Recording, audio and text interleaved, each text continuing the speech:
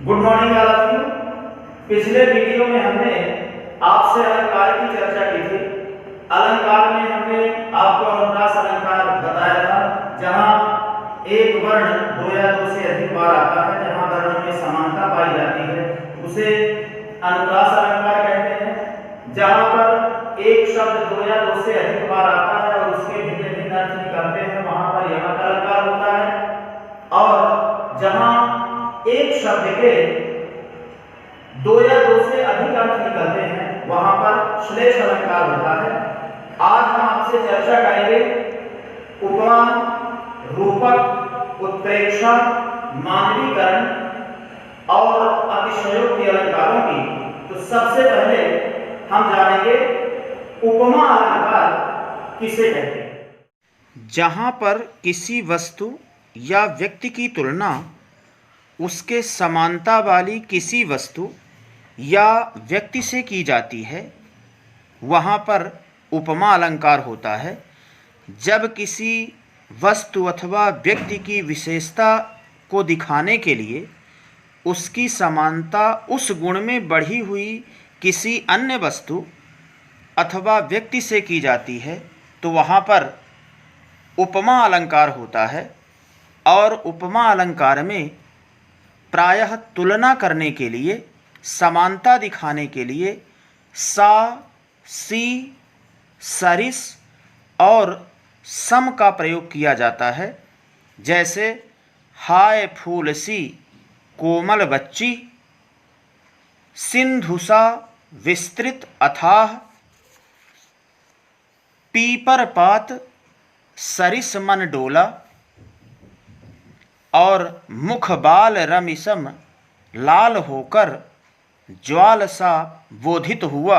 यहाँ पर समानता दिखाने के लिए या तुलना करने के लिए सी, सा, सरिस और सम का प्रयोग किया गया है। फिर देखेंगे रूपक अलंकार। जहाँ उपमेय में उपमान का आरोप किया जाता है या जहाँ गुण की अत्यंत समानता के कारण उपमेय में ही उपमान का अभेद आरोप किया जाए, वहाँ पर रूपक अलंकार होता है। उपमेय और उपमान क्या है? उपमेय जिसकी तुलना की जाती है और उपमान जिसके द्वारा तुलना की जाती है। तो यहाँ पर उपमेय और उपमान प्रायः एक साथ होते हैं और दोनों के मध्य में प्रायः योजक चिन्ह का प्रयोग किया जाता है। जैसे मैया मैं तो चंद्र खिलौना लई हों, यहाँ चंद्र और खिलौना उपमेय और उपमान दोनों एक साथ हैं। चरण कमल बंदों हरि गाई, तो चरण और कमल दोनों उपमेय उपमान एक साथ हैं, इसलिए यहाँ पर रूपक अलंकार होगा। और फिर देखेंगे उत्प्रेक्षा अलंकार। जहाँ उपमेय में उपमान की संभावना पाई जाए अथवा कल्पना की जाए, वहाँ पर उत्प्रेक्षा अलंकार होता है। और उत्प्रेक्षा अलंकार में प्रायः मनु, मानो, मनहु, जनु, जानहु इत्यादि शब्दों का प्रयोग बीच में कहीं न कहीं अवश्य किया जाता है। जैसे मानहु सूर काढ़ी डारी है, बारी मध्य तय मीन, और इस काल मारे क्रोध के तनु कांपने उनका लगा, मानो हवा के जोर से सोता हुआ सागर जगा। तो इन शब्दों का प्रयोग प्रायः वाक्यों में कहीं ना कहीं अवश्य किया जाएगा। फिर देखेंगे मानवीकरण अलंकार। तो जहाँ पर निर्जीव वस्तुओं में या जड़ पदार्थों में मानवीयता का गुण, मानवता का गुण दिखाया जाता है, वहाँ पर प्रायः मानवीकरण अलंकार होता है।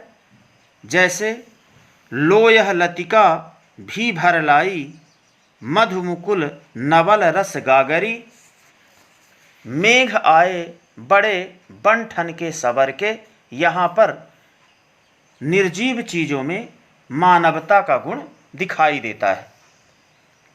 और फिर देखेंगे अतिशयोक्ति अलंकार। तो जहाँ किसी वस्तु, पदार्थ अथवा कथन का वर्णन लोक सीमा से बढ़ा चढ़ाकर प्रस्तुत किया जाए, वहाँ पर अतिशयोक्ति अलंकार होता है।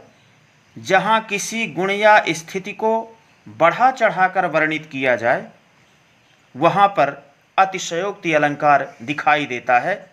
जब हम कोई चीज़ खूब बढ़ा चढ़ाकर प्रस्तुत करते हैं, जैसे हनुमान की पूँछ में लगन न पाई आग, लंका सारी जर गई गए निशाचर भाग, पड़ी अचानक नदी अपार घोड़ा कैसे उतरे पार, राणा ने सोचा इस पार तब तक चेतक था उस पार। यहाँ पर किसी चीज़ को बढ़ा चढ़ाकर प्रस्तुत किया गया है, इसलिए यहाँ अतिशयोक्ति अलंकार दिखाई देता है। इस प्रकार हमने आपसे 8 अलंकारों की चर्चा की है। इस वीडियो को भी केवल सुनना है और इसके बाद हम 8 अलंकार के नोट्स आपको भेजेंगे।